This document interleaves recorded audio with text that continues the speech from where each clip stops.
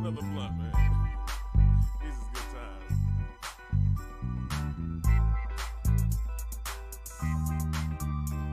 You full of shit, full of shit, full of shit, and you need to quit.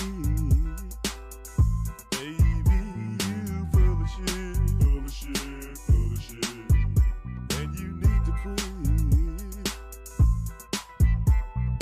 I met you at my show, yelling and screaming on the front row. Jumped on stage, knocked me down, you made me horny. I drug you around, put you in the van, took you to the tail. On the way there, you was texting on your cell. You jumped out the van before I got the room. Hopped in the car with your girl and went zoom. You danced with girls like a freak. You promised me a threesome last week. Another girl, it's hard to find. What about, what's her name? She changed her mind. So many people coming through. I can't get time alone with you. At least I had privacy, single and pole. With you, I can't even jack off no more. You full of shit, full of shit, full of shit. Okay, well.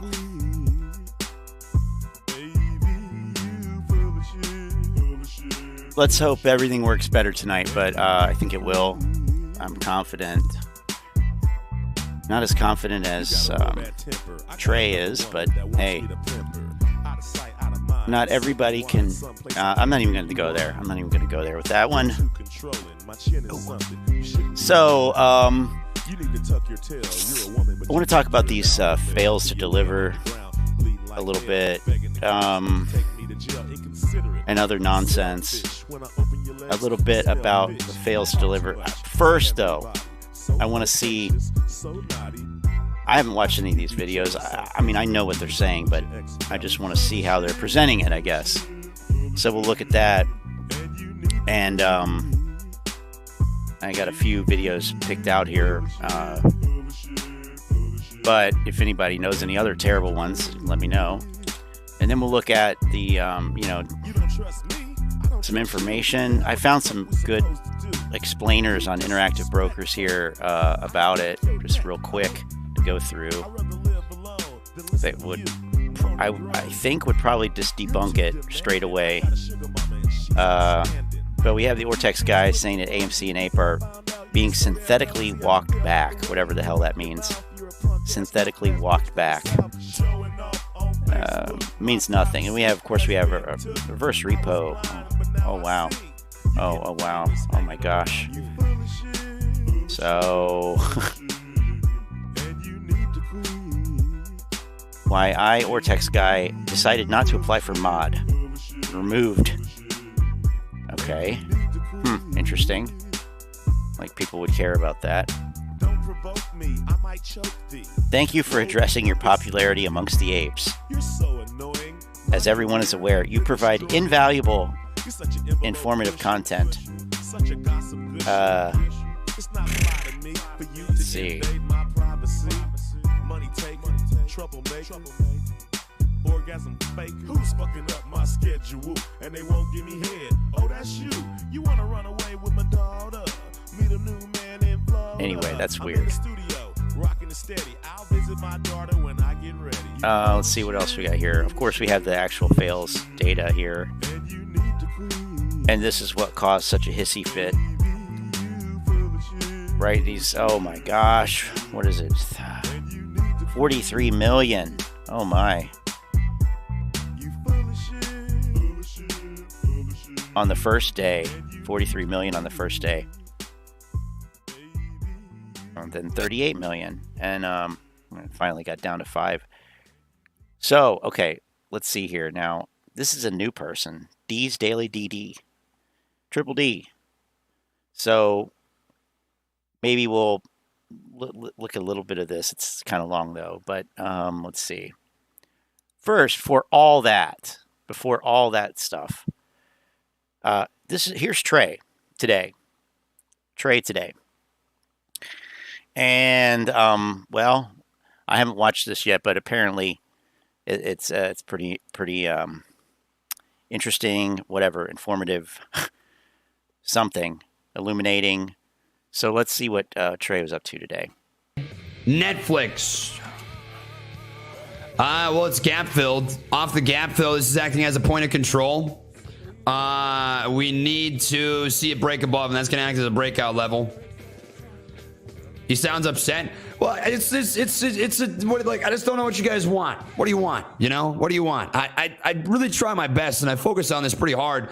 Oh, and dear. it gets frustrating, and I usually am pretty good. I'm pretty good, you know, but it gets frustrating when you guys want me to talk about Amy, but then I talk about Amy and it doesn't go the way that we want it to go, and you get pissed at me. You know, it's just fucking silly. I'm telling you what the chart says. It's not a crystal ball. You know, I can't predict the future, but when a chart's in a falling wedge, you expect it to go up. I'm not going to say it's going down in a falling wedge. You know, what do you want me to fucking do? I can't move the stock. I'm a YouTuber. You know, I'm not a fucking billionaire. It's tough. It's tough. It's tough. It's tough to continually be bullish, right? And you know what people expect. I mean, this is exactly why Trey said he was taking a break from YouTube, and then, of course, he was instantly back. But it sounds like he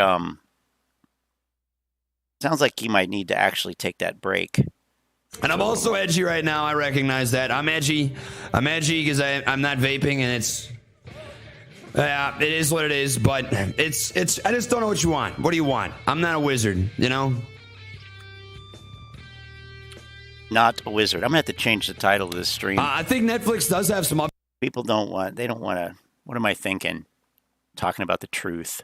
Nobody cares about the truth. Let's see. What can I change it to?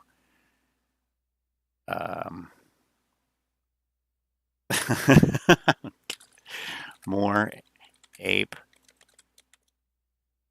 FTDs than the float.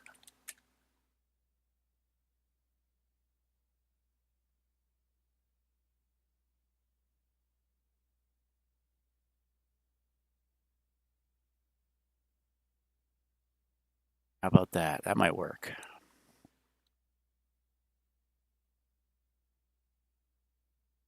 We'll try that.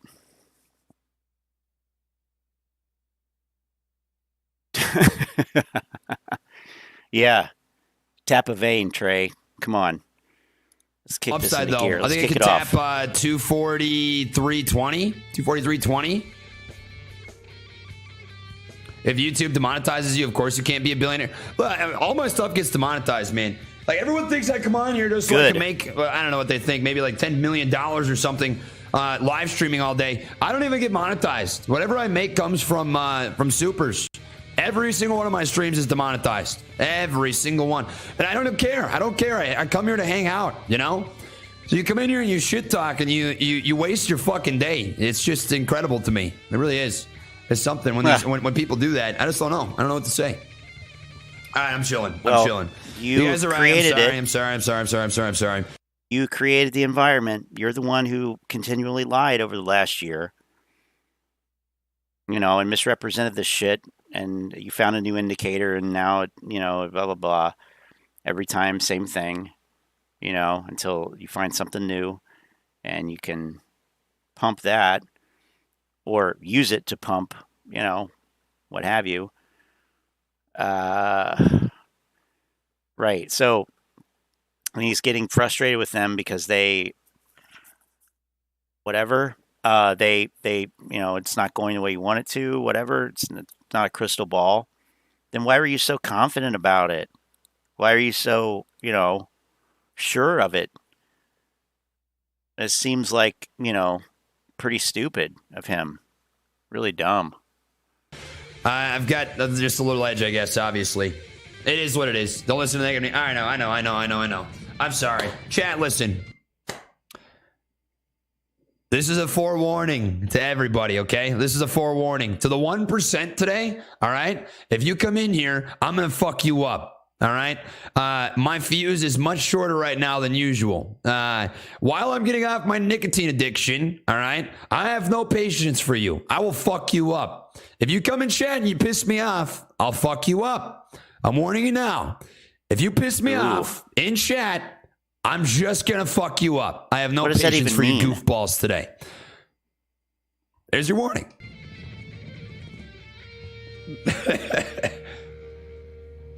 He doesn't. I'm being honest. God. I don't know if that's worth anything. Small PP? What? I saw that scroll by in his chat. Yeah, he's... Okay, I wonder if that's... Ah, man. Thanks, guys. Manny said that... I've been screaming Tesla for 3 hours. Let's check. Okay. So, yeah, I mean, he's whatever. Let's see. All right, so let's get into this FTD thing here. Well, but first, here's Lou. What's Lou saying? What's going on, my silly little motherfuckers? All right, let me get the AMC and APE shit out of the way. Gonna address APE. Look, everybody's pointing to the FTDs that are out there. People have to understand. APE was fucked up from the beginning at the transfer point. People didn't get their shares. Then APE was trading freely on the market while people still didn't have their shares. Then there was a situation where brokers were refusing to allow you to buy it. You didn't have your shares, but they were still trading it. Oh my God. Oh, boy, that's terrible. And it's just lamentable. Because of the fact that they didn't want to get caught, obviously, in the price differences of shares. Get their shares. Then APE was trading freely on the market while people still didn't have their shares. Then there was a situation where brokers were refusing to allow you to buy APE because of the fact that they didn't want to get caught, obviously, in the price difference as far as, like, you know, IOUs. The FTDs stacking up to the level that they are. The missing shares, which I don't know, neither here nor there, whether they're stacking up to the level that they are. No, Lou, they have gone down continuously. Yeah, actually, this day is lower than that day by a little bit, by 40,000. But they're not stacking up. They're not stacking up. Oops. Here it is. Were a result. What was being sold back and forth? Nothing but, say with me, synthetic IOUs / Guatemalan apes. So, in a short period of time, APE has become a small AMC.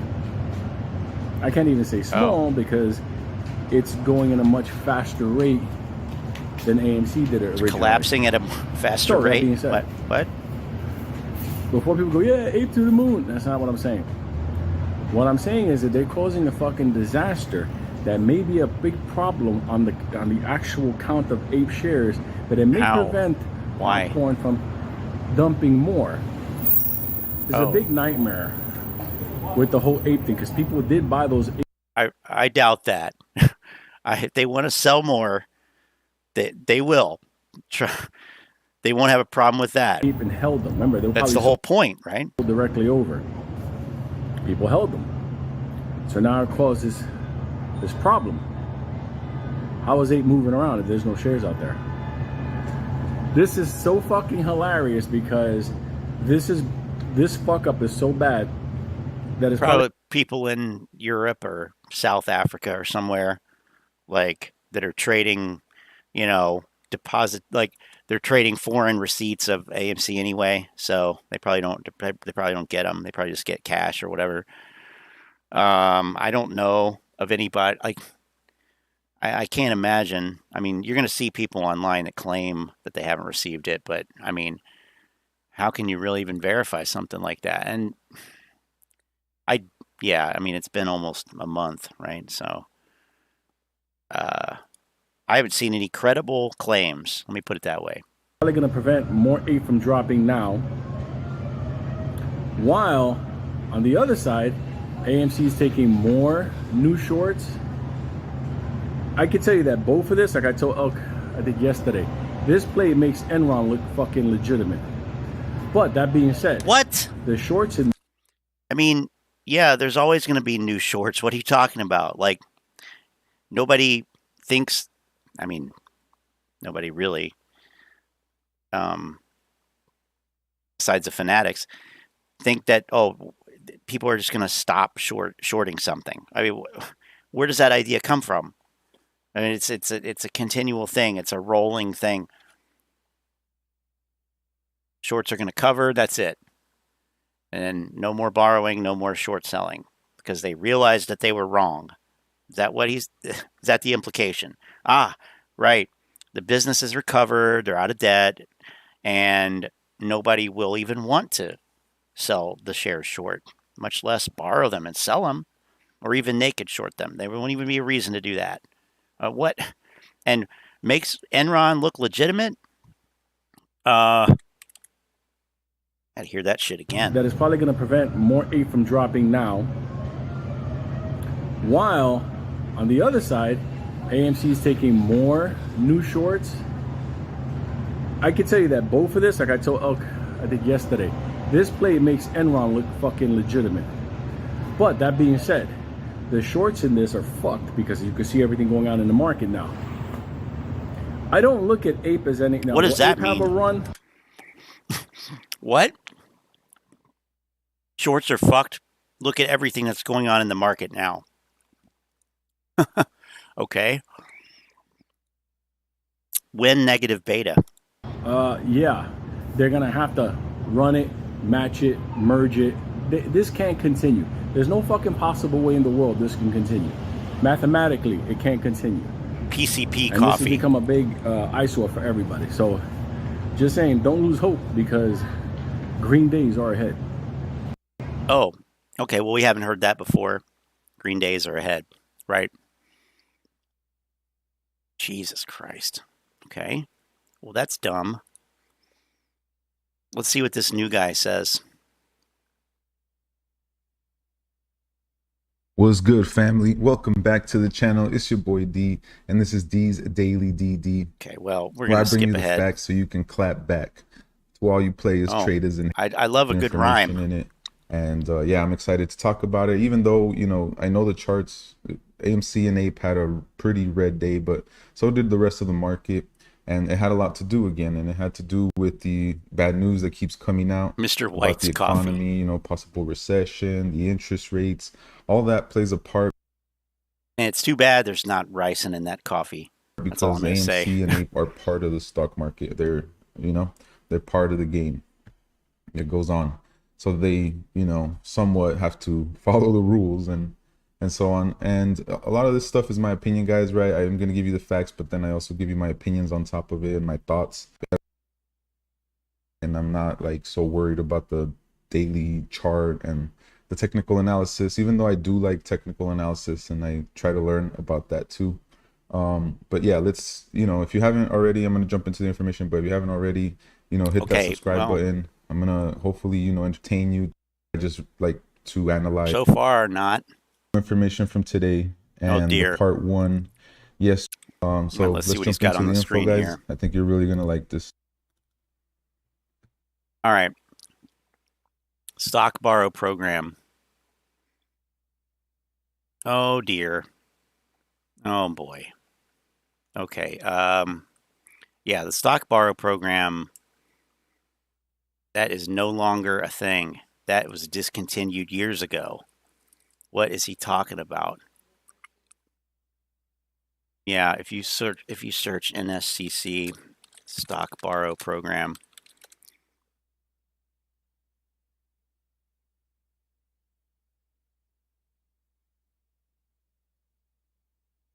yeah, it was discontinued in 2014. Oh my God. This is what happens when you don't check the dates on stuff that you put out there.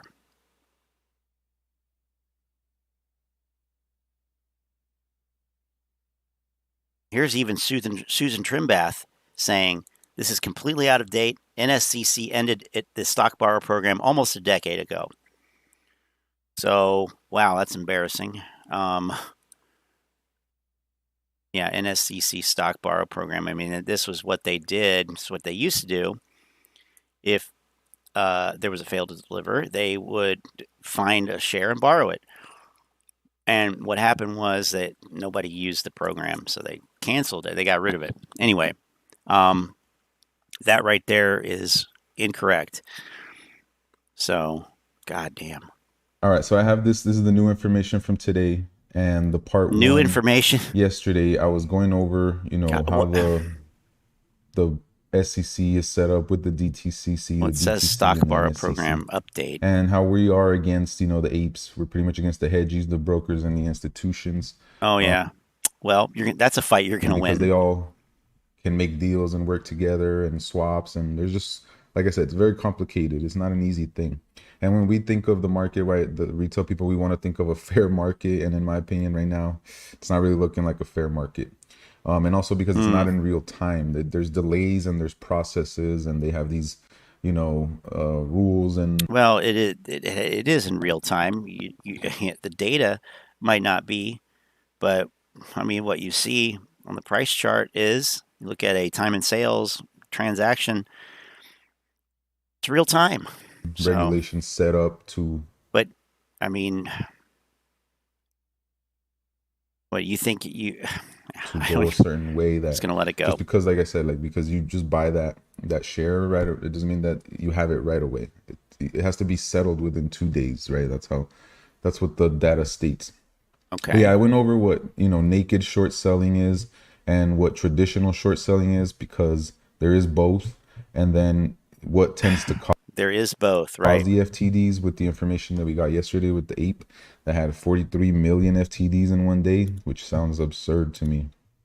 So let's start with this. Oh yeah, big number. Sounds absurd. Must be wrong. What you have to remember, right, is that the shorts have multiple avenues to get the shares. And then even when they can't find them. Well, really, they don't. I mean, there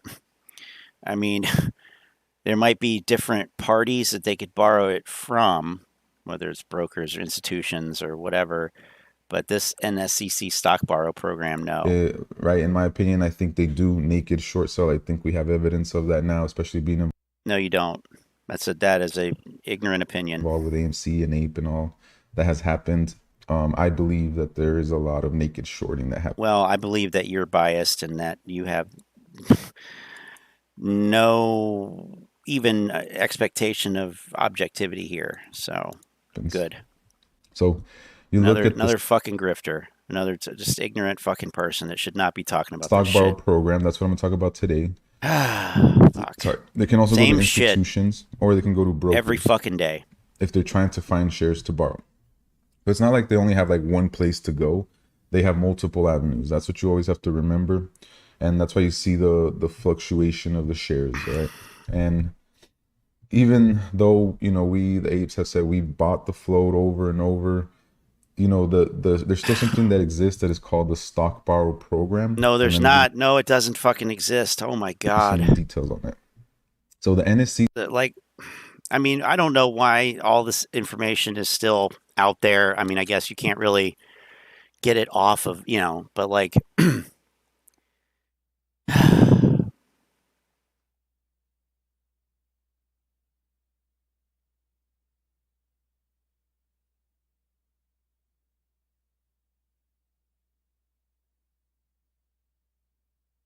NSCC amended its rules and procedures to discontinue its stock borrow program in 2014.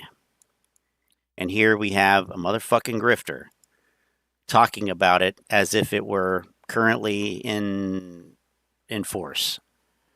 Yeah, the stock borrow program. Yep. If you can believe that. Pretty outrageous. So, I mean, and like, I came across some of this information when I was looking at some stuff on fails to deliver. And I had to, you know, remember, oh yeah, right, that's no longer active. Because if you just look it up, maybe, you know, you don't check the dates of things and, you know, you might get confused. But yeah, I guess that's clearly what happened here. DC. I mean, there must be a bunch of other live streams happening right now. I don't know. I mean, I'm sure there are. It's Friday night. So. Has this mechanism to reduce That's okay. the FTRs, which are failure to receives. They're different from FTDs, but it's a mechanism to reduce FTRs, which are basically IOUs. Yeah. Which God damn it. This is how they. Yeah, this is terrible. Became a bigger problem, and they have up to 35 days from that fail to deliver the shares, right? From my information, they have 35 days to find those shares, to cover those shares, to deliver those shares. That's not true either. Million FTDs, and that was on the 24th of August. And the T plus 35 day is what I'm more excited about, because like I said right here, it covers, reduces FTRs, but it does not eliminate the FTD. I mean, this guy must be new in this thing. He's excited about T plus 35. Are you kidding me? I mean, not to mention, like, look at this chart. What? I mean, it doesn't help. It doesn't help that they put this stupid T plus 35 on here.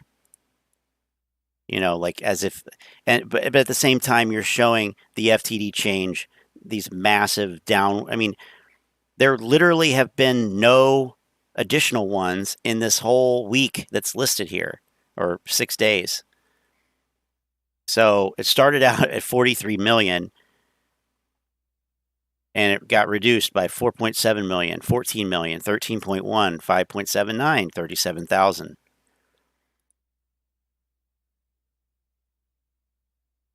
So that implies that, I mean, that very strongly, no, it doesn't imply, it shows. It shows that, you know, that they are reducing the fail to deliver obligations. So, I mean, why would you be excited about it? Why would you be excited about T plus 35? By the way, T plus 35 doesn't even apply to all fails to deliver. I've got this here from the SEC, and it's long and organized pretty poorly. I'm going to have to zoom in. But most of the shit is under Rule 204, which is like the third day. The third day. Okay, and then it talks about 30 T plus 35 somewhere. It says what that applies to. Here it is. Rule 204 provides an extended period of time to close out certain failures to deliver. Specifically, if a fail to deliver position results from the sale of a security that a person is deemed to own, and that such person intends to deliver as soon as all restrictions on delivery have been removed, the firm has up to 35 calendar days following the trade date to close out the failure to deliver position by purchasing securities of like kind and quantity. And lest anyone think that I would be as foolish as this motherfucker, this document was modified on May 31st of this year. So it is a current revision of this document. Everything in this document is accurate and up to date. And, you know, if you go to the one about the NSCC stock borrow program, no, it's not. It's not up to date. So, T plus 35 does not apply. It only applies sometimes to some of these transactions. And he's excited about it. So, cool. So there's still brokers out there, right? That there's shareholders, there's buyers that have the credits right now. And then there's brokers that created these FTDs that, from my information, they have 35 days to find those shares, to cover those shares, to deliver those shares to the buyer. You know, because after the T plus 2, right, they didn't have the shares. So then it became a bigger problem, and they have up to 35 days from that fail to deliver the shares, right, from what I'm reading. But it's a temporary fix. It does not eliminate the delivery obligation of participants with FTDs. It does not eliminate. So they are still on the hook for the right, the FTD. So even though we got off the threshold list, I'm just but go ahead here. The FTDs, because they create these FTDs, but they never really truly close all of them out, because they can kind of just cover some. And FTDs can be covered with borrowed shares. Yes, they can. FTDs can be covered with borrowed shares. And then yes, keep it going. You know, it'll keep going as a loop, where they deliver some and then they create more. They deliver some and they create more. But they're not created. Buy-ins is only the first step of this, because it's a process. And then the oldest fails are forced to buy stock first. It's like a FIFO system, I would say, or, you know, where you cover the oldest positions first, and then the Okay, let's actually go read about read about it right correctly. Where is it? Okay, well, anyway, this we'll get to that, but I like this question. Do all fails reflect improper activity? After adoption of Rule 204, which is part of Reg Show, why are there still fails to deliver? It's a good question. Good questions. A failure to deliver occurs when a broker-dealer fails to deliver securities to the party on the other side of the transaction on a settlement date. There are many justifiable reasons why broker-dealers do not or cannot deliver securities on the settlement date. A broker-dealer may experience a problem that is either unanticipated or is out of its control, such as 1. Delays in customers delivering their shares to a broker-dealer. 2. The inability to obtain borrowed shares in time for settlement. 3. Issues related to the physical transfer of securities. Or 4. Failure of a broker-dealer to receive shares it had purchased to fulfill its delivery obligations. Fails can result from both long and short sales. Long and short sales. Reg Show was designed to target potentially problematic failures. Prevention of fails is the goal of the locate requirement. Reg Show requires broker-dealers to identify a source of borrowable stock before executing a short sale in an equity security, with the goal of reducing the number of situations where stock is unavailable for settlement. But because currently the locate is usually done 2 days before settlement, 2 days before settlement, makes sense, right? T-2. The stock may not be available from the source at the time of settlement, possibly resulting in a fail. So it's kind of like the timelines, the times don't line up. Reg Show also requires firms that clear and settle trades to take action to close out failures to deliver by borrowing or purchasing securities of the like kind and quantity. For short sale transactions, fails must be closed out by no later than the beginning of regular trading hours on the settlement day following the settlement date. I know it's kind of weird how they worded that, but it makes sense. So they must be closed out by no later than the beginning of regular trading hours on the settlement day or market open day following the settlement date. So 2 days after, it's the day after that. For long sale transactions or bona fide market-making activities, fails must be closed out by no later than the beginning of regular trading hours on the third settlement day following the settlement date. So that ends up being what? 5 plus 2 plus T plus 3. Third settlement day following the settlement date. Settlement date's T plus 2. 3 days after that. Rule 204 provides an extended period of time to close out certain failures, specifically if a fail results from a sale of a security that a person is deemed to own. This is what we mentioned earlier, and that such person intends to deliver as soon as all restrictions on delivery have been removed. The firm has up to 35 calendar days following the trade date to close out the fail by purchasing securities of like kind and quantity. Such additional time is warranted and does not undermine the goal of reducing fails because these are sales of owned securities that cannot be delivered by the settlement date due solely to processing delays outside the seller or broker-dealer's control. Moreover, delivery is required to be made on such sales as soon as all restrictions have been removed. A common example of a deemed to own security that cannot be delivered by the settlement date is a security subject to the resale restrictions of Rule 144 under the Securities Act of 1933. It always seems so weird saying 1933. Rule 144, Securities Act 1933. So, let's see. Restricted and control securities. holding period. Aha, that's the 6 month. I thought that's what it was. So if you're, you know, you have a certain relationship with the issuer of a security, you know, you can't buy and sell within 6 months. So yeah, so that would be a reason. That would be a deemed to own security. Also, let's see.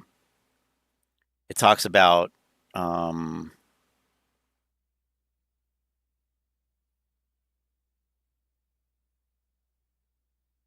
was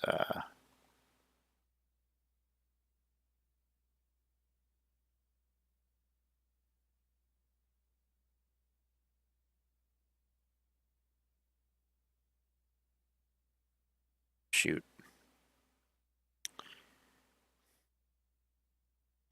Let's see. Locate requirement.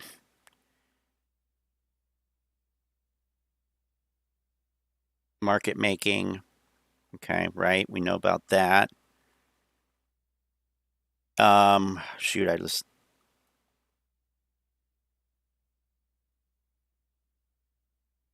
it had a list of other reasons, but anyway. Okay.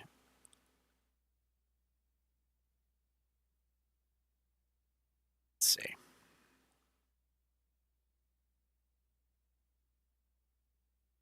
So getting back to this, which I'm not going to watch much more of this. Oh, look, an old document. See what he says here.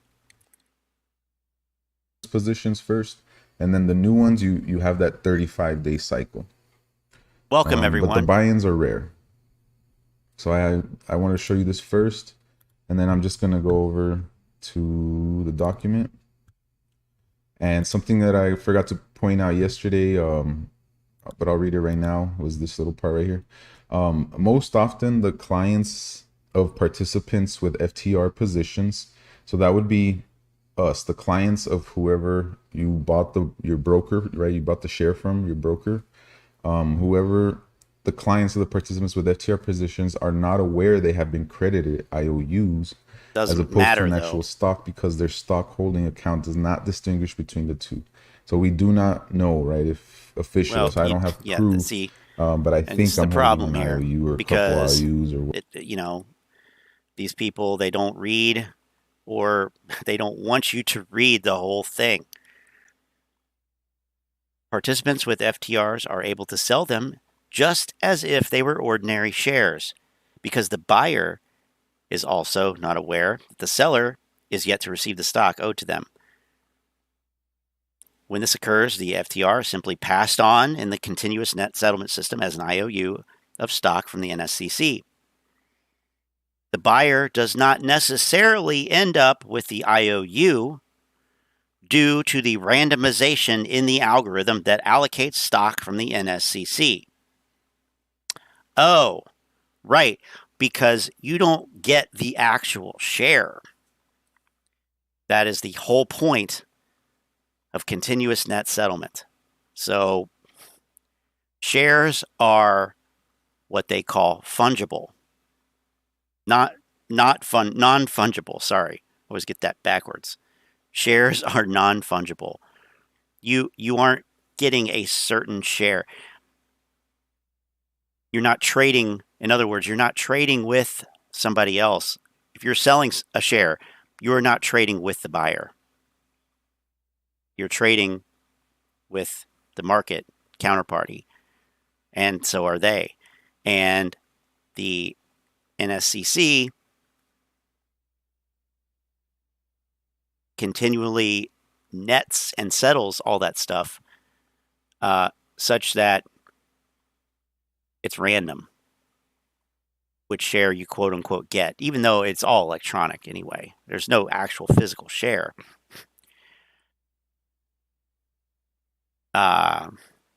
So stock holding account does not distinguish marking to market. The stock borrow program, let's go over that real quick. Yeah. The mechanism that the NSCC has in place to reduce the number of FTRs. Good God. Yeah, no. I mean, this isn't, how old is this document? That's no longer a thing. Oh, Jesus Christ. I mean, I don't even want to bring up the paper that I was reading last night that actually shows very compelling evidence that FTDs are actually good for the market, that they improve liquidity, tighten the spread, and reduce intraday volatility. I'm not even going to go there because we're not even there. We're nowhere near that. Let's see. And of course, the reason that you only had so few buy-ins in 1998 was obviously, I mean, one reason could be naked short selling was not illegal then. So anyway, and again, it's talking about naked short selling here. I'd really like to see the date on that document. Can we see that at all? No, we don't even see the title of it. Can't even see the title of it. God. I mean, you know, you got to love that. Here's a document. I don't know. I'm not going to show you the title. I'm not going to show you the date. I'm not going to assure you that it is relevant and timely. Yeah, it's garbage.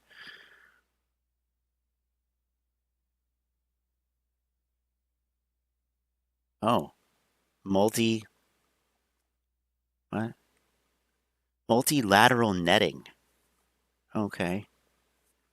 Well, that's clearly the problem. Fails to deliver. I mean, and the thing is, the way that this is published is, I guess, confusing. Stock Sarah. Okay.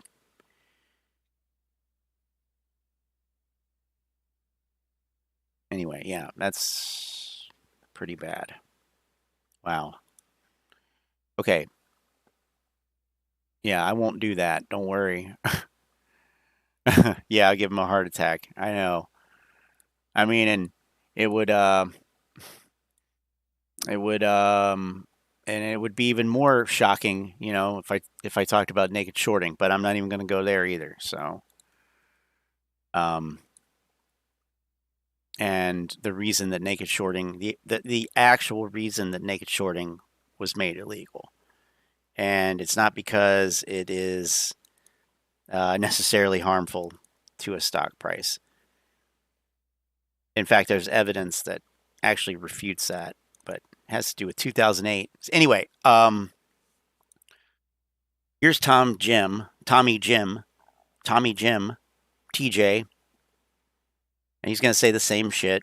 He's going to do it in 10 minutes because he's a Welcome pro. back to the channel, everyone. Today I want to talk about the unbelievable amount of APE FTDs and how it's just exposed the clear manipulation. And I also want to talk about what Adam Aaron is going to do about it. So, in preparation for this, I did a Google search for fails to deliver, FTDs, whatever. Tried a few different terms. But critically, I limited the time that it searched for these by date with a custom range ending, like the latest result I wanted was from January 1st, 2021. In other words, I don't want to see failed to deliver entries and articles about it in the post meme stock era. I don't, you know, because if you do that and you don't put that date limit in there, you'll just get a bunch of garbage, a bunch of total nonsense, a bunch of shit from Reddit is unintelligible, and everything else. Seeking Alpha, I mean, you know, Benzinga, Motley Fool, all that stuff. So you have to limit the date so that you can cut out all that crap and see, well, what were people saying about FTDs like before this whole Reddit revolution, if you will.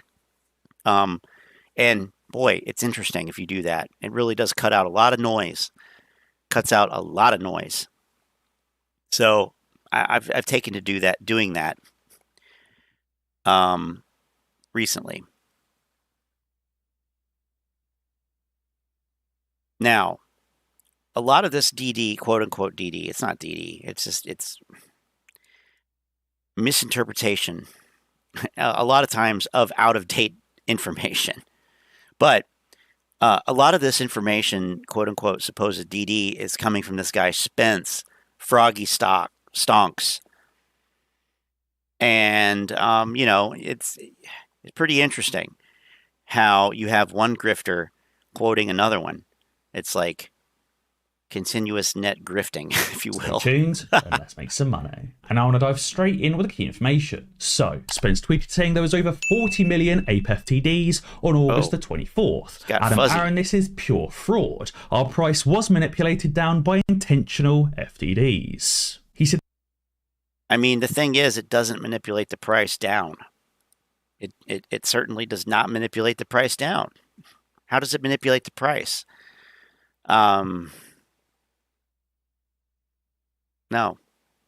This is a clear violation of Regulation SHO Rule 204 10B-21, the New York Stock Exchange. Look at him. He's quoting the rule, the exact rule. Wow, he must be, you know, God, he must be like Al. He must be a securities lawyer. Should be embarrassed. So let's talk about the number of FTDs we saw in the second half of August, why this is important, and how it exposes the clear manipulation. On the 24th of August, the day of release, we saw a whopping 43.4. Well, no, actually, the day of release, wasn't it the August 22nd? I'm sorry, wasn't it the 22nd? I got to go back and look. Yeah, no, it was Monday the 22nd. Yeah, Monday the 22nd. So why does it say 24th? Well, it's because that's the settlement date. That's T+2. Trade date is the 22nd. Yes, that's the first day it traded. So right off the bat, you know, pay attention to details. It's not the first day APE was released. It's the first day, the first settlement date for APE. I mean, it does make a difference. 4 million FTDs. The day after, on the 25th, we saw a consistent 38.6 million. Again, the day after, on the 26th, that dropped to 24 million. The 29th, 11 million, and consistently please add them up. Please add them together every single day. Please add them together. I think it's important that we don't add these consecutive FTDs together. For example, you don't add 43.4 million to. I have never heard him say this. He must have learned it. 38.6 million, totaling 80 million FTDs. These aren't necessarily new FTDs on top of the FTDs from the day before. These are just separate FTDs. For example, there wasn't 43 million FTDs on the 24th, and then a separate 38 million FTDs in addition to the 43 the day after. There was just a separate 38 million FTDs. Many of these FTDs could have been the same FTDs from the day before. Well, it's not a separate. It's not a separate, it's a cumulative. Why don't you use the wording that the SEC uses, cumulative. You take 43.4 million you started out with. 4.7 million of them got covered, for lack of a better word. Now you're left with 38. Then they covered 14. Then you're left with 24. Then they covered 13. Then you have 11. They covered 5. You have 5. They covered 37,000. You have 5 million less than 37,000. Just 5 million less. But while I think it's important not to add these FTDs together, it is important to look at this FTD data collectively and look at just how many consistent FTDs we've seen. What this data is showing is these FTDs are consistent, they're concurrent, they're consecutive, and it's a clear sign of manipulation by... concurrent, consecutive. Why didn't you say cumulative? You'd have gone with the 4 C's. I mean, Jesus Christ. That was close. By these crooks is what I meant to say. Oh, crooks, right. It's very important these FTDs were consistent and they were consecutive, and why it's important is because Adam Aaron has previously met with the New York Stock Exchange and has previously covered issues on the AMC FTDs during the 2022 annual shareholder meeting. Now, Adam Aaron contacted the New York Stock Exchange about... And let me guess, they told him... Your investors are retarded. The AMC FTDs, and I'm guessing what they said is because the AMC FTDs weren't consistent, they weren't concurrent, and they weren't consecutive, it's not a clear... Alliteration. Love it. Manipulation. sign of manipulation of manipulation. Yes, it's a rhetorical FTDs. Tactic. But it's now a rhetorical tactic. You know. Aaron has whatever. the proof that these short sellers have been consistently, consecutively, and concurrently manipulating the market and creating these FTDs intentionally. It now gives Adam Aaron that. False. No. We just read that FTDs failures to deliver can result from both long and short sales. Long and short sales. So, no, Tom. Factual proof to go to the NYSE and do something about it. Froggy Styles tweeted the other day saying APE was intended to give a share count. Once it's proven there are... What? Was it intended to give a share count? How do you... What? How do you know that? No. The point is actually... unlike what all these clowns think and want to present... to actually raise money for the fucking company, which, by the way, in case the apes haven't noticed, is in a lot of debt, and they're not able to make a profit. So, no, why would they care about giving a share count? In fact, Adam Aaron has already said, hey, we did 6 share counts, everything's above board. Oh, but he can't say anything. He would get in trouble. He knows. It's the chess thing. Short sellers are wrong. Like, you're dealing with a highly conspiratorial nature here. And that's just stupid. Like, what happens to those people in the stock market? They get fucking wrecked. Their accounts get blown up. And they leave, you know, and they blame everybody else. And it's just stupid. No, APE was not intended to give a share count. It wasn't. More own shares than Antoinette. Welcome. He's a master regurgitator. Always has been. Yes. I mean, that's Craig, you're putting it more less you're putting it nicer than I would. But you're not wrong. Everything he does comes from Reddit or Twitter. I mean, and really, that's everything all of these people do comes from those places or other YouTube videos. And I guess you could say that everything I do does as well. But critically, in the analogy here, like these guys are going long on this bullshit, and well, I'm going short on it. So, but. Let's keep going, I guess. Allowed. Adam Aaron will not need to dilute APE. If anybody starts throwing up in their mouth, he'll be able to go on the offense and take money from all of the brokers for what they've done to APE and AMC. He would have verifiable proof. Ross said, but it's likely been proven a couple of times over. Surely he's just being a soft CEO. Oh, there it is. A lot of talk when the legal team should have acted days or weeks ago. But Froggy said sometimes when criminal acts are being done, you have to let them do it to catch them with that verifiable proof. Only facts are usable in court. I think the proof is coming. We see it plain as day. I mean, imagine being so unaware that you would say something like that. Only facts are usable in court. I think proof is coming. We see it plain as day. Well, what you see, what you think it is, and what it actually is, are at least 2 different things. At least 2 different things. And yes, only facts are usable in court. That's why every one of the lawsuits lodged against anything having to do with AMC, GameStop, all that nonsense, they went nowhere. They went nowhere. I mean, ask Donahue George about that. He's the master of frivolous type lawsuits. So catch them with proof. Okay.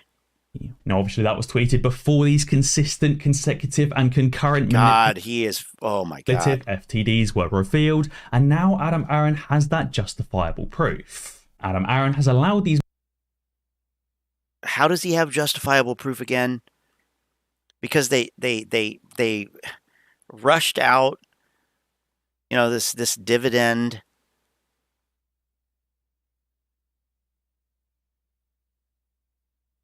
And of course, it's bound to create, these problems. Plus, I mean, you have people holding this thing all over the place. I just don't I just don't see how this is proof of anything whatsoever. But whatever. These market makers to continue manipulating AMC and APE, but now he has this justifiable. Wait a minute, though. Before these consistent, consecutive, and concurrent manipulative FTDs were revealed, and now Adam Aron has that justifiable proof. Adam Aron has allowed these market makers to continue manipulating AMC. He's allowed these market makers. I'm sorry, what does the market maker have to do with these? Unless they were selling them to people buying them. Maybe that's what it is. But it's not manipulative then. It's most definitely legal and not manipulative, and actually it helps the stock. Yes, it helps the stock if people buy the stock. If they can buy the stock, it actually does help, believe it or not. But that would be the only way the market maker would be involved. So I'm not sure. There is no clear, concise, correct. I can do it too. There is no clear, concise, correct corroboration for this crap, motherfucker. And APE, but now he has this justifiable proof to do something about it in court. I am personally very, very excited to see what the next stage of. Oh yeah, he's gonna go to court. I can't wait to see this fucker's ass in court. All these guys should be in court. And how does he know what Adam Aron is thinking? They probably talk about it at their team meeting every week. I think they all get on to a Zoom call, and Adam Aron goes over like, all right, guys, well, looks like we got proof of the APE FTDs, so I'm going to need you guys to promote that out there. Because, I mean, it seems like it. Look at all this shit, all this crap, same shit. FTDs are in the millions. Naked shorting and synthetic shares from Red Pill Bill. Red Pill Bill. Kill Bill is a good movie. AMC stock. FTD data is shocking and apes are still winning. How do all these FTDs keep happening with AMC and APE? You just looked at a video from this guy and this clown. New clown. Holy moly, that's a lot of APE FTDs in the first week. Oh, yeah. Oh, wow. So many. Oh, look. He added them together. This Marine guy added them together. 129 million. 25% of float failed to deliver in 6 trading days. Nope. No, sir. You might be a Marine. Maybe, whatever. But it takes some critical thinking here. It takes a little bit of research to know. You know what? I can't add these numbers up. They're cumulative numbers. It makes no sense. It would be like a retail store counting the items that they have in the store every day and adding them together. Oh, Monday, I have 5 bananas in stock. Tuesday, I have 4 bananas in stock. Okay, that's a total of 9. What? No. You have 4. Wednesday, we have 6 because we had, delivery of this many, but we sold this many, so we're left with 6. Okay, yeah, now we have 15. What? No. You have 6. That's what they're doing. And it's so stupid. It's just so stupid. Like, you have to just know, hey, this is probably a little bit more complicated than I'm making it. So maybe I should go learn about it, read it. No, of course not. I mean, they love, oh, fuck, 129 million? Oh, that's a fucking great number. It's huge, huge number. They love huge numbers. Makes the apes think about all the money they're getting, right? God, so stupid. So dumb. And a lot of these people just should not be talking about this stuff. I'm sorry, it's nothing personal. Talk about something else. Talk about shit, whatever. Talk about the stocks. Talk about the stock market. Talk about Lambos, whatever. But like all these really intricate, inane details about the internals of the market, I'm sorry, they're just not smart enough to grasp it. They don't have the patience. They don't have the discernment. They don't have the self-control. To be quite frank, they see something like this fucker DD. D's Daily DD is literally talking about a stock borrow program that the NSCC had that they discontinued in 2014. He's talking about it as if it currently exists. I mean, how embarrassing. No wonder it only has 46 views. Not really. I mean, he's just new. But I mean, any idiot can come on here and say, oh, all right. It's going to be interesting how AMC is going to do financially when the economy crashes. Yeah, I mean, it'll be an interesting sinking ship on fire. Probably.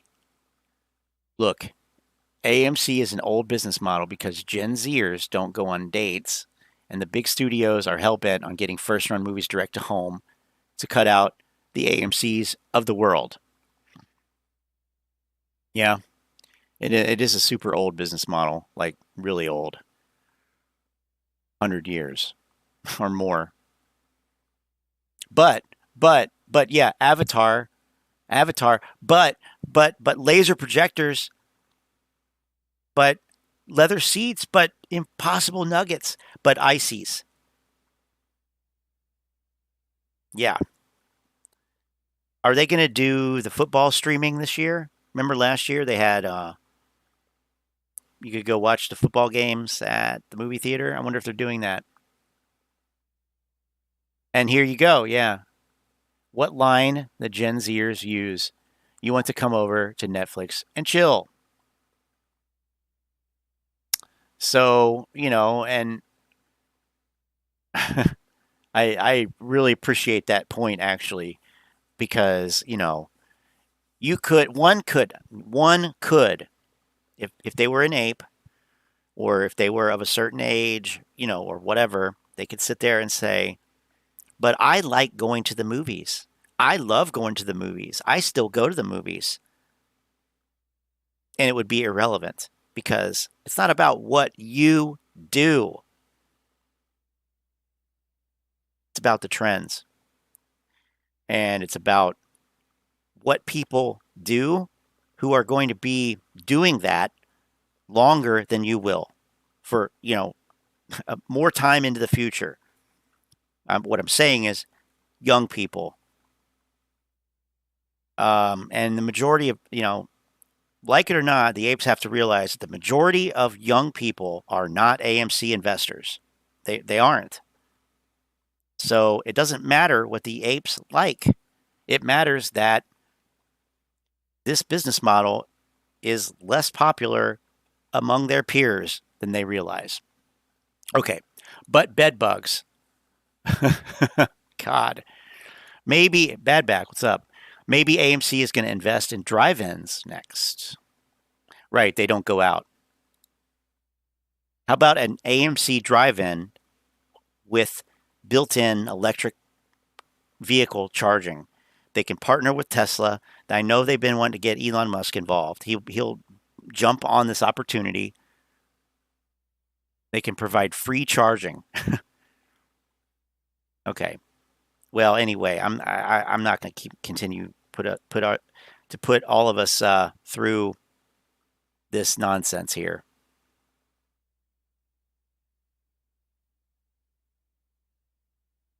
I'm seeing lots of grand totals. I'm seeing lots of numbers added up. On a stock that has no options chain, there should be no FTDs. I mean, come on. No. I mean, there shouldn't be any FTDs if it was all legit. This is what people think. This is what people think.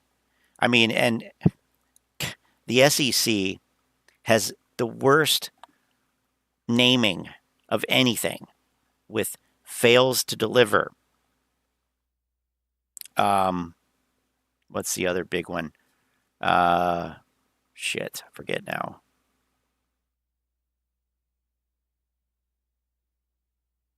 Something else that's poorly named. But, you know, it's not, here you go. Do all failures to deliver reflect improper activity? And, you know, we read through this earlier. I'm just going to paraphrase. No. No, it does not. It doesn't. And I think there's something that actually mentions that. I've got these also, these documents from Interactive Brokers here. But it's basically the same thing. It's just reinterpreting that. So here's something interesting. This is from Goldman Sachs. It's from September 2017. I don't believe there have been any meaningful or relevant rule changes since then relative to this. But they say, please be advised that under Rule 204, in connection with any customer sale transaction that results in an FTD, Goldman Sachs will, prior to the open of the trading day, on the first settlement day following the settlement date in the case of short sales, or the third consecutive settlement day following the settlement date in the case of long sales or sales attributable to bona fide market-making activity, Goldman Sachs will immediately seek to resolve the fail by borrowing securities to make delivery or by engaging in a buy-in transaction in which Goldman Sachs purchases securities of like kind in the market in satisfaction of its delivery obligation.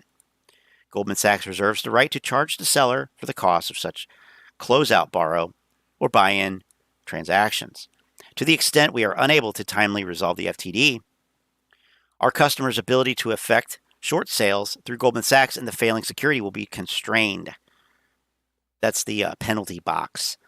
Accordingly, customers are advised to make every effort to settle the transactions with Goldman in a timely manner so as to avoid the possibility of an FTD. Okay, so this is, you know, from a few years ago, yes, but here's Goldman Sachs, a prime broker, and they're talking about how, yeah, they follow Rule 204. On the third day or the fifth day, depending if it's long or short sale, they're going to take care of this one way or another. They're going to borrow it and make delivery. They're going to buy it and make delivery. However it goes, they want to get taken care of, because if they don't, nobody can sell that security short through them. So, but, you know, the APE's argument is, oh, this robs buying pressure. It makes the stock price go down, which really is nonsense. Now, what's so funny up here?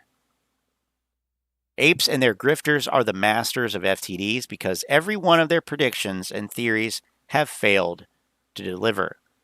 Pretty much, yes. That's true. That is true. And we have the thumbnail images to prove it. But, yeah. Let's see, where is it? Yeah, right here. All these failed catalysts. Oh, the popcorn sales. Yeah. Is that even in? Did they even do that yet? Is that even a thing yet? I don't know. I don't think so. I haven't seen it anywhere. Haven't heard anybody hype it yet. Oh, we'll know. We'll know if they do. We won't hear the fucking end of it. We will not hear the end of it. Market crash. When negative beta. I don't know. Buying a gold mine. Yes, there's gold in them thar hills. It's higher quality than we thought before. Oh, great. Computer share. Computer share is one of my favorites. You do that thing where you constrain the dates of searching on Google, and you cut out the whole meme stock era, and you go back and search before the pandemic, the good old days, and you search for computer share. You don't see people talking about going into computer share. You see people trying to get the fuck out of computer share. Like they bought, or they were, as part of their compensation at work, they were given shares of the company that they worked for, and they were given to them in computer share, and everybody wants to get the fuck out. I didn't find one post or article or anything referring to a person trying to get into computer share. It's wild. That's what you find when you cut out all this meme stock noise by searching prior to 2021. Okay. Let's see. Okay. Now, I found this post on Wall Street Bets. And actually, most of it's crap. Now, it is from, it says a year ago. I'm not exactly sure. Let's see. Get this. It fails to deliver in GME. Does this actually mean anything? And of course, there's no date on it.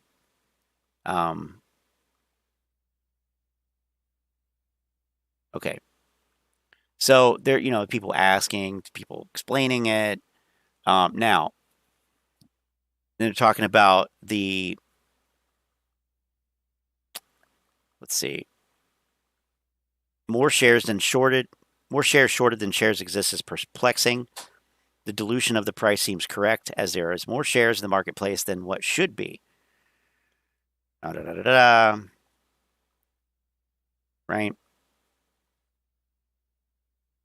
The shorts would obviously have to pay out what they owe to anyone holding shares they hold short, even if the shares don't technically exist. As far as continuing to trade those phantom shares after the fact is past my knowledge. Okay, now, this guy, Keith13, he is very knowledgeable. He knows what he's talking about. So he says, there is no issue with more shares being shorted than existing.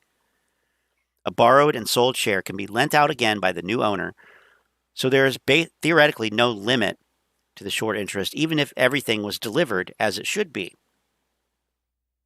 It doesn't actually cause a dilution either. This is a misconception. It does change supply and demand, but that's not what dilution is. Dilution is when your share becomes worth a smaller part of the company, and that's not the case here. Somebody replies and says, well, it sort of is. You can't own 101% of a company, but that's what's happening with these extra shares. That's like saying there's no dilution and just printing more money. Okay. And then his response, sure you can. The shorts make up the rest of it. From a voting standpoint, you are right. You can't have 101% voting power, but you give up your voting rights when you lend out your shares, which is how they prevent dilution of voting rights. It's not like printing more money because the shorts make up the windfall. Each share is worth the same amount of the company that it was before. Say there are 1 million shares outstanding and the company pays $1 million in dividends. So each share gets $1. Doesn't matter if there is 100% short interest. In that case, the shorts pay the other $1 million and each share still gets $1. There's no dilution. On the other hand, if the company issues another 1 million shares before paying the dividend, then there is dilution. When they pay $1 million in dividend, each share will only get 50 cents. And then here, this question gets asked a lot. How does this not create dilution? Each time a share is shorted, it is purchased long. So that would mean that more shares are purchased long than there are in the available float. Okay, how does he answer this?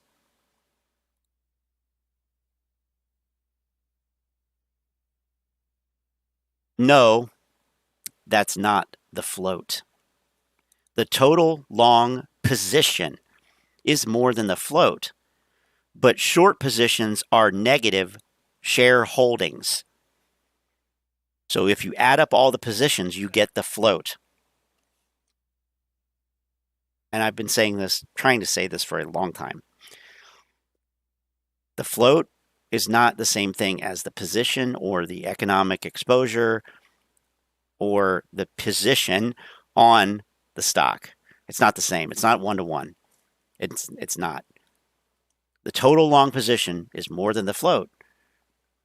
If you have 10% short interest, then, you have 110% of the float as the total long position. But that 10% is negative. Short interest is negative holding. So it cancels out, this is what we've been saying, cancels out the extra long positions, and it is no problem. So, and this was a year ago, and Reddit's dating is a little weird. So it could actually be a year and a half ago or almost 2 years ago. And this was being talked about on Wall Street Bets, of course, but not on the other subreddits. So,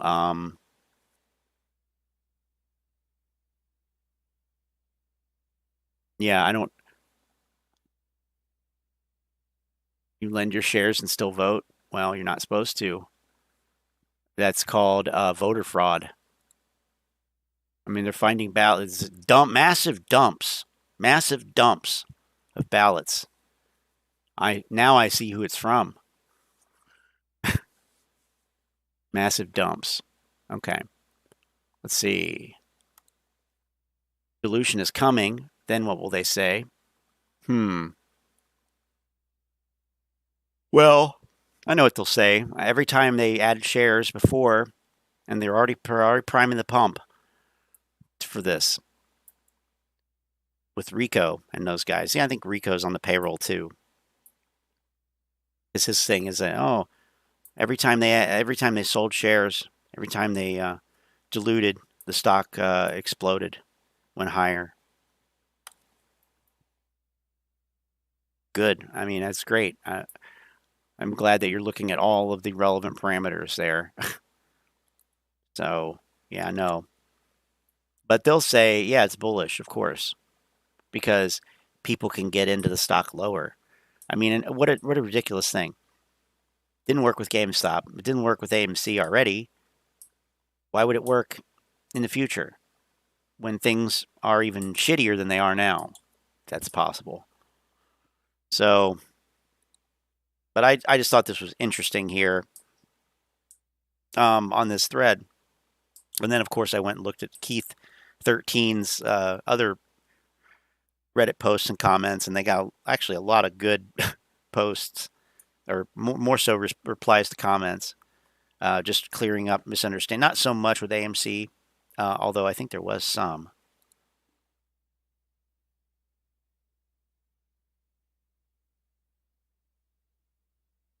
Let's see.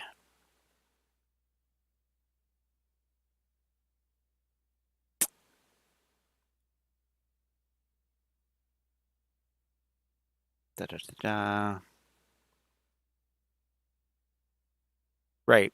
So they replied to this from the Fidelity Investments subreddit here, an appeal to boycott all order routing through Citadel.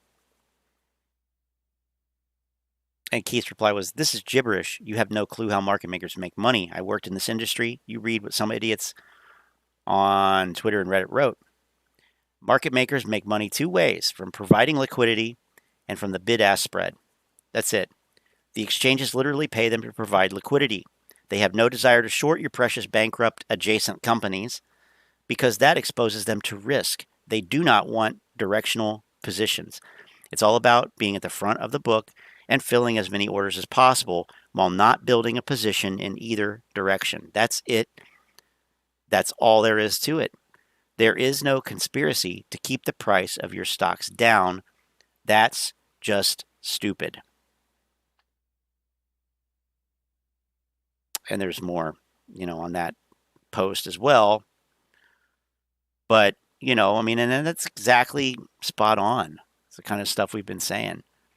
Like, The market makers are liquidity providers.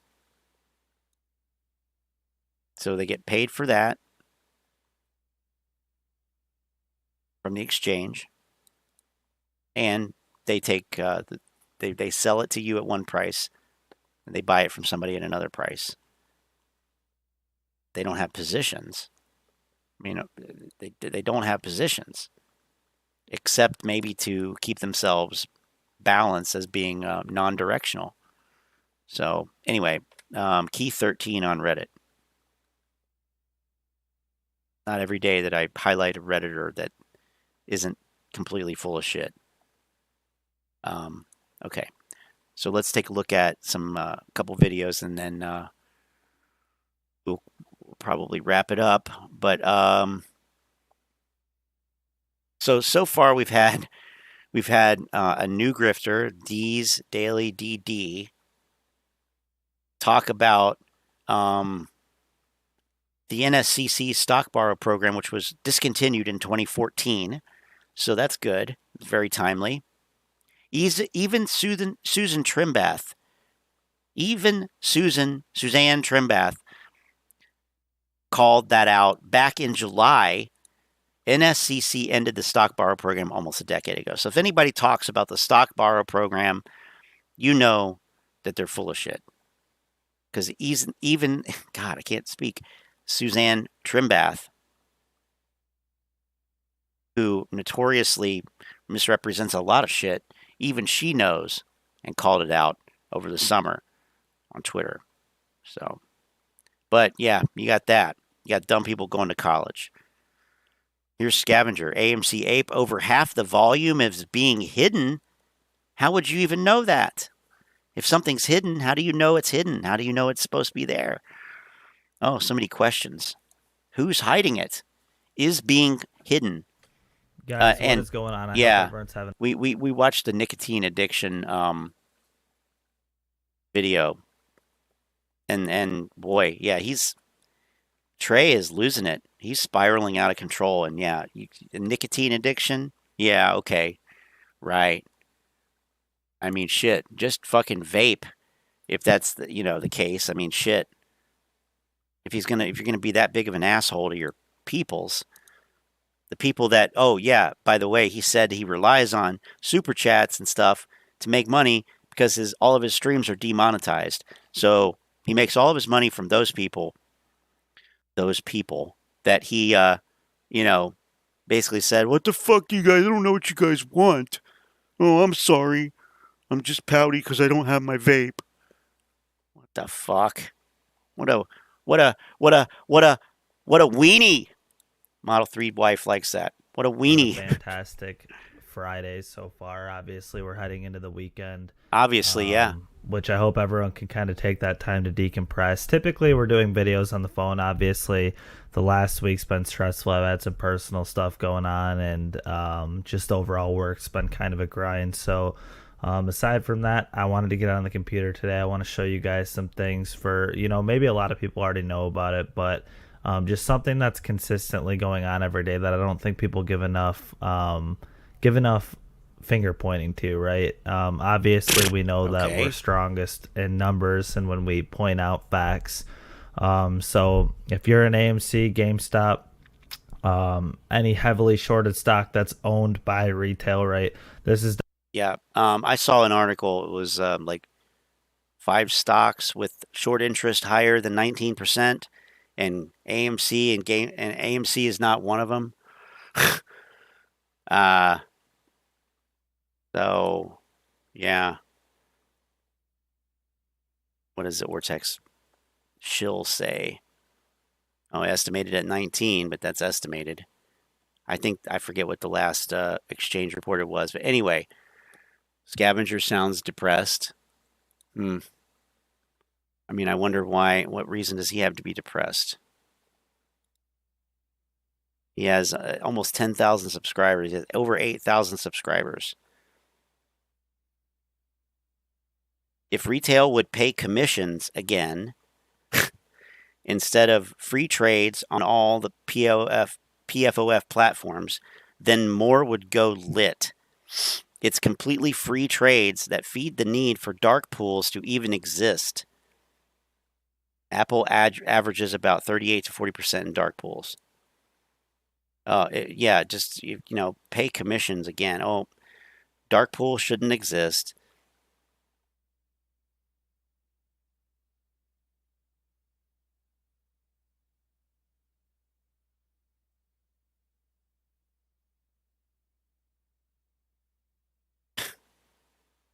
Wow. So what are we going to do about it? Oh my God. The next comment is amazing. We have known all about the fookery, not this one, the next actual comment. So everybody just keep talking about it all over social networks, and we hope the Wizard of Oz will come and save us. Okay? It's the Chinese. They know exactly what's going on with AMC. They would wage war with USA if they had no skin in this game. Prove me wrong. I mean, spoken like a true disciple of Steven Crowder. In other words, a complete fucking moron. Wow. The Chinese know exactly what's... Wow. I haven't heard this. I have not heard this yet. Wow. Holy shit.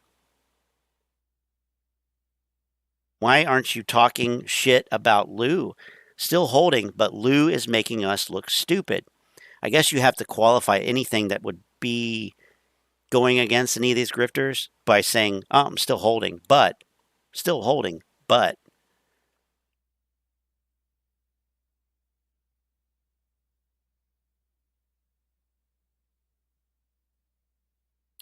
Lou put out a video today saying Ape might have even a great thing in disguise now. Nobody knows. Anyone believing Lou has not got a clue and has done zero research on their own. Yeah, I'll upvote that. Okay. Just catch a little bit more of this nonsense here. It's definitely something to look into that I'm going to get into, because you guys have to remember these are stocks that we own, and really they're stocks that are being controlled by the other side that don't own shit in these stocks, right? But obviously we've known with other YouTubers bursting out information and just the reality that they're able to kind of layer things and hide things and do some pretty manipulative shit. So let's get all nonsense. I mean, it's so funny that like this whole thing is about them. They're upset that they can't manipulate the stock. And when it comes right down to it, that's the issue. They think they should be able to manipulate the stock higher, but they can't. And so everything is crime. Everything is manipulation on the other side. Everything is illegal. Everything is obviously everyday crime all day, every day. I mean, what the hell? You're trying to goose a stock higher that is already overvalued. Already overvalued. Bankrupt companies, shit companies that are saddled with billions of dollars of debt. What makes stocks go up in a long-term scenario? It's a long-term scenario. Is solid fundamentals. They make money. They're growing. They have a product that people want. There's demand for it. In the long term, that's what it is. It's the strength of the underlying company. In the short term, it's this emotion, popularity, all this stuff. They can't even get that. They can't even get that. It's pretty amazing. But, yeah, that's just, it's just, you know. And then you come up with stuff like, oh, the half of the volume is being hidden. Right? You know, that's how you get arguments like, oh, if retail would just pay commissions again, then the shit would go on the exchange, lit exchange. Who cares if it goes on the lit exchange? What you should be caring about is the fucking price, your entry price. Is that as tight a spread as possible? What's the liquidity like? Can I get in and out right now in a market a penny wide? Yes. Then what the fuck are you bitching about? Hey, Phil for real. I'm going to revise your saying, your stupid saying. Can you get in and out of any stock in a market a penny wide? Yes. Then what the fuck are you complaining about? Seriously. Jesus, fuck. Okay. Dilution is good, according to Trey. Yeah, we'll do him next. I'll do him next. After this clip from Trey, do New York, and then I'm probably going to pass out from stupidity here.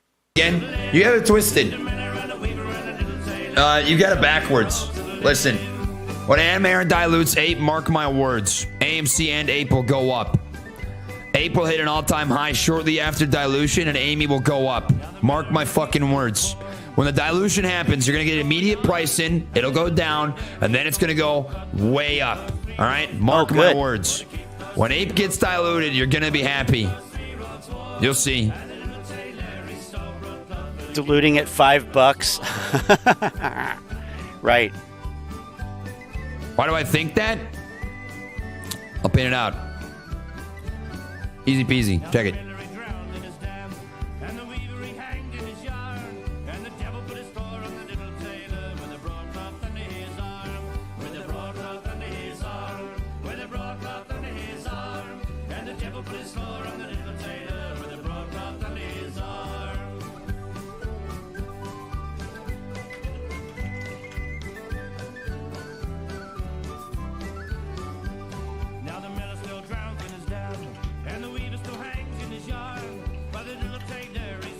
I mean, I know why his streams are demonetized.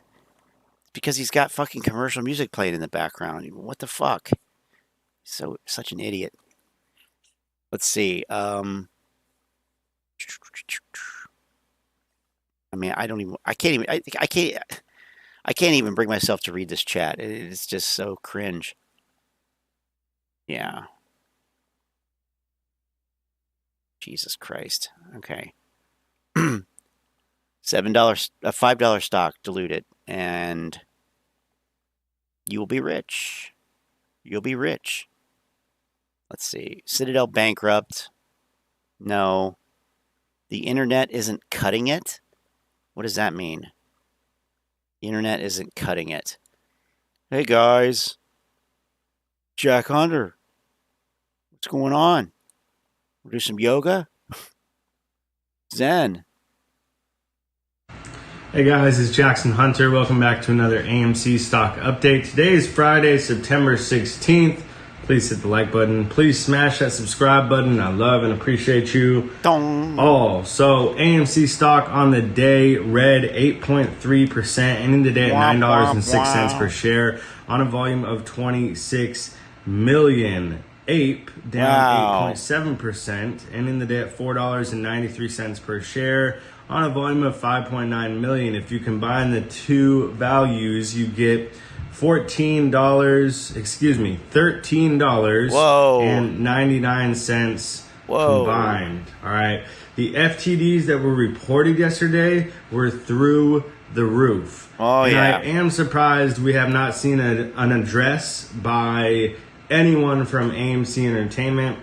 I'm not surprised that the DTCC or SEC have not spoken about it, but the FTDs are insane. Don't let anybody convince you otherwise. When you're doing 43 million failures to deliver when the trading volume for that day was 122 million, well, you're failing to deliver 1 out of every 3 shares. That's 33% of all transactional volume on the first day AMC Preferred Equity Unit was trading. It did not get into your account. It showed in your account, but it didn't actually get there. It was not real. It's an IOU. It is synthetic. It is not real. All right? The whole thing is a facade. Sorry, dude. And then if you go down the next day, it's, I don't know, 36 million and 24 million. Please fucking add them up. Please. Something like that. So those FTDs are not normal. All right. The first day, 43 million, that is 8.3% of the total AMC Preferred Equity units failed to deliver in one trading day, in 7 hours, however long bell to bell is. That is insane. Oh my God. I have patience, but eventually retail is going to sell if nothing happens. That's just the fact of the matter. Eventually, I know everybody's saying, "Oh, I can hold for 10 more years." Jack. Eventually, right? Okay. Yeah, so can I. But do I want to?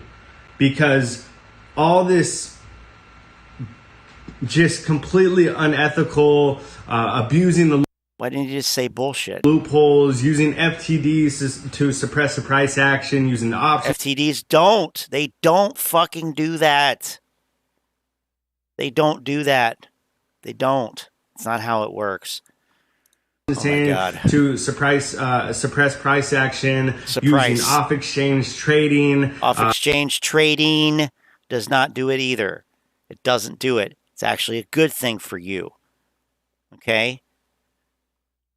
It's actually a good thing. ATS, all these things that have been happening, and yet I don't see any action. And tweets are not going to do it. Well, maybe there's a reason for that, Jack. Maybe there's a reason that you don't see, quote, see any action. I mean, just, humor me. You could be wrong about your whole fucking thesis. The whole thing could be wrong. Parts of it could be wrong. Anything that you've said could be wrong. You've never acknowledged that. You've never actually looked, never thought about it from a contrary point of view. You've never tried to be objective.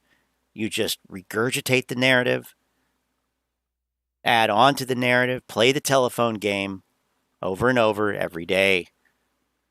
And now it's like, well, nothing's changing, nothing's happening, all this unethical stuff. Why isn't anybody doing anything? Maybe, just maybe, I'm just saying it's possible that you could be wrong. Why isn't that ever something that these guys consider?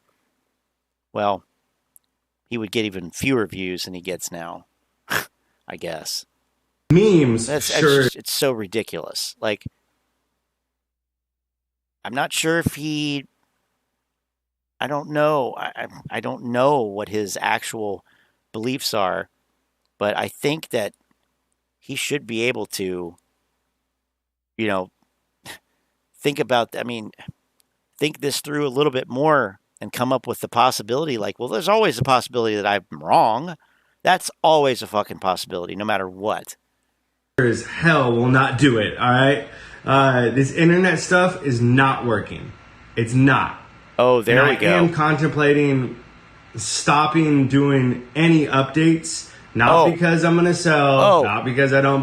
Please do. You have our vote. Stop doing updates. There is no update. There's nothing is really different. You still don't have a squeeze setup. You still don't have a fucking squeeze play.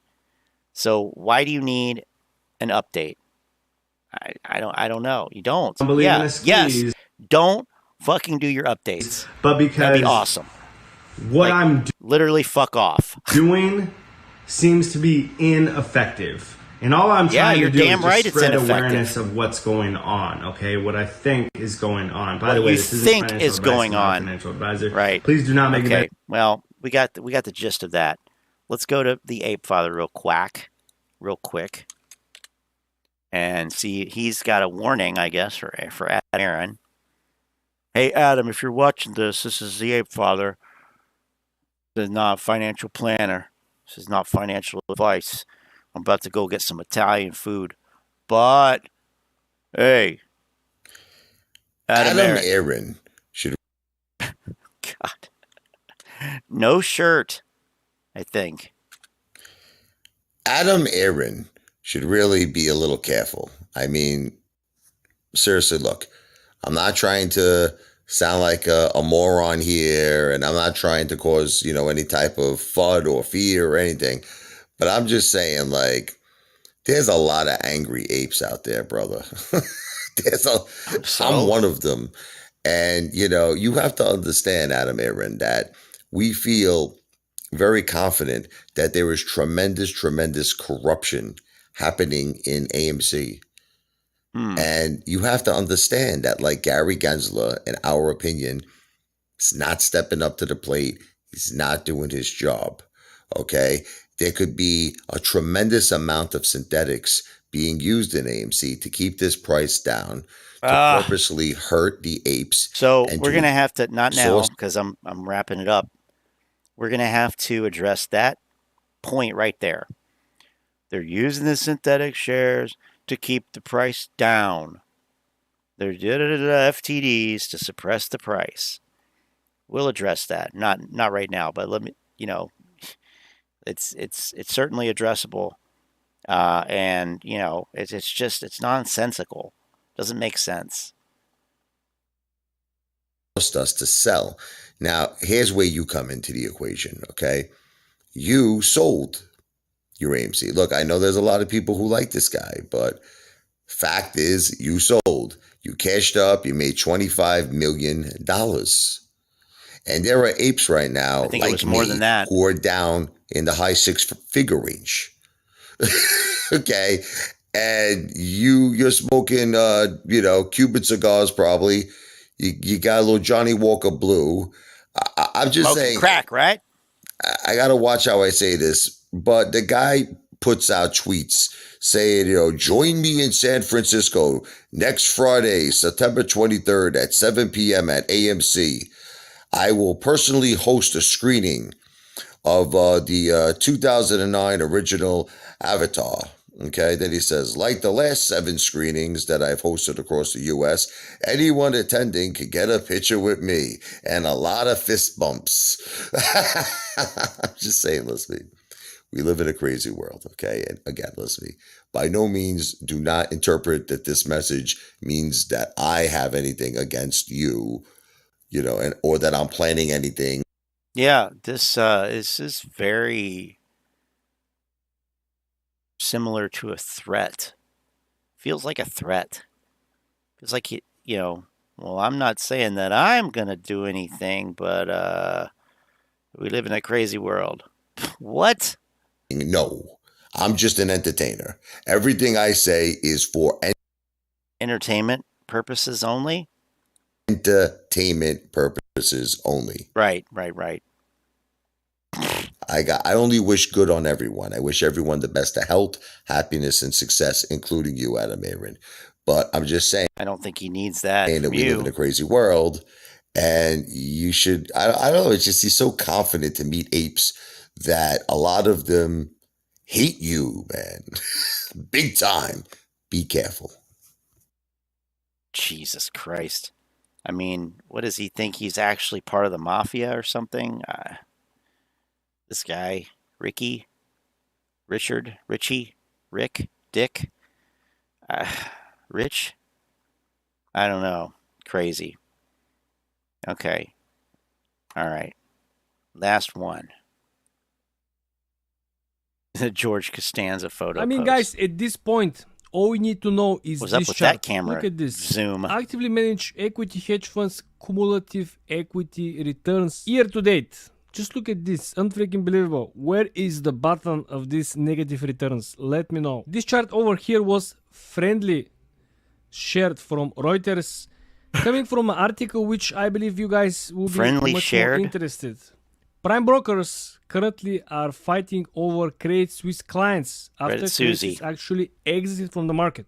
Credit Suisse won't offer any more prime brokerage services to the hedge funds. Okay guys, look at this. After Credit Suisse actually quit the market for a variety of reasons, the business of serving hedge funds unleashed a battle of market share among the banks, which, as much as we know what is the general opinion about Credit Suisse, it's not a good news, guys, because we're going to see a major concentration of a couple of big players on the market. Oh no. Sure. Structure. And everything is happening now in November. Credit Suisse said that in November would exit prime brokerage. A clip. Your clients are probably a little freaked out, to use that same term I used at the top of the show, kind of wondering, hey, when and how does this all end? How is inflation going to impact their investments? What are your answers to the questions you're no doubt getting? Yep. So, luckily on the fixed income side, I mean, we could almost argue that CNBC is clickbait though too.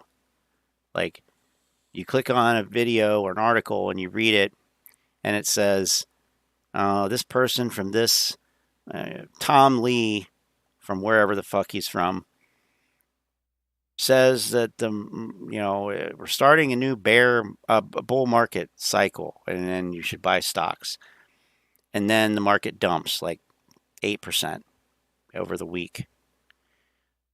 That's kind of like clickbait. Like, it was wrong, it was stupid. I don't know, not a fan really. But we're talking about Angelo, and yeah, clickbait. We have stayed short for a long time.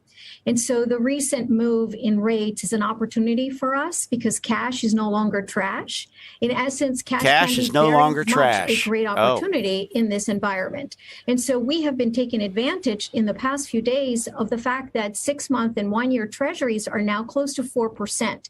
We had not seen that in 15 years. CDs cannot compare. The highest CD now is about 3%. So we've been taking advantage of the highest opportunity that we've seen in 15 years. On the equity side, you have to stay the course. You cannot time markets. Because the fear on the market is greater than ever, they're just going for the fixed income. They're going to invest this is not in about anything. Bonds or government notes or government. Essentially, there is no place right now to make money being long on the market. So these people usually have obviously we haven't seen the button yet. And the chart that I show you in the beginning, I'm going to show you again. Obviously, it's just the beginning. Historically, September is a very bad month for the stock market. I watched 10% without any recession. Here's another guy who has nothing to say and probably needs to stop making updates. According to Ray Dalio, it's nothing special. What is about to come, it's actually the real downturn. Let me know in the comment section, guys. More. Jesus Christ. I want my money. There you go. I want my money. Show us the money. BlackRock down. I mean, they think that Jesus Christ. All right, guys, here we go. All right. Yeah. Do I have an business email that you can send email to? Yeah, you can go to the About tab on the YouTube channel page, and you can get it there. It's just my Gmail address, so it's there. Yeah, cash is king during times of high inflation.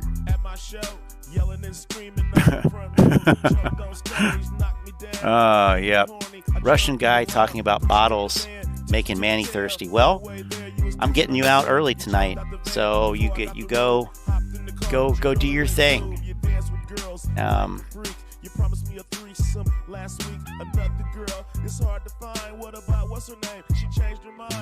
Song kicked. Yeah, let's kick the like button. Can we? Let's kick that thing. Knock it out. Really.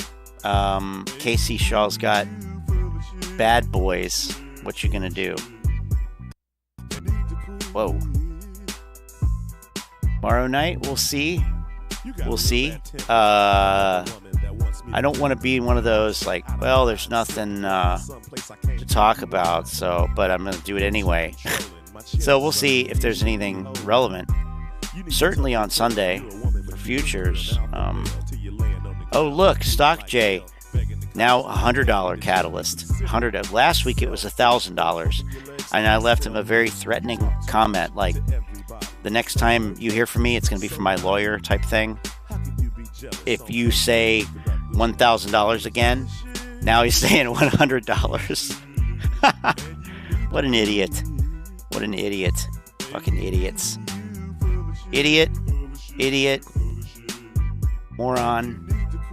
Dumbass. Whoa. Okay, I thought TMI's shirt was actually like... I thought we were seeing his chest, actually. No.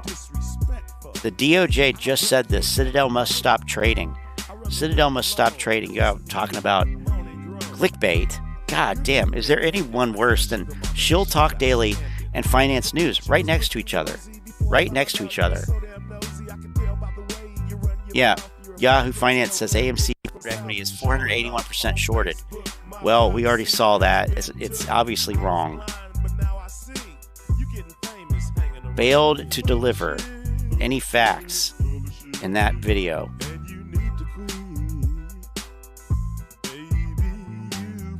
You own IOUs, lottery stocks, bringing in the nonsense. I'm sure he's a nice guy. I'd like to have dinner with him. You know, we could talk about, I don't know, glasses or something. But, like, you own IOUs. Okay, who cares?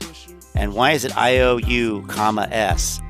Like, are you incorrectly trying to make that a plural using a apostrophe S? Like, oh my God, these people are just clowns. They don't...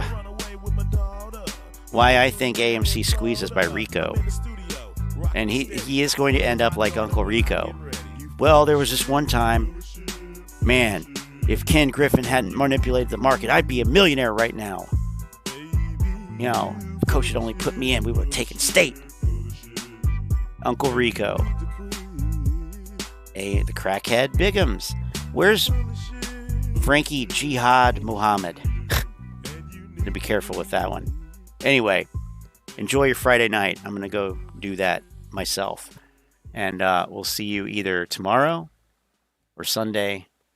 And if not, then you know that the hedge funds got to me.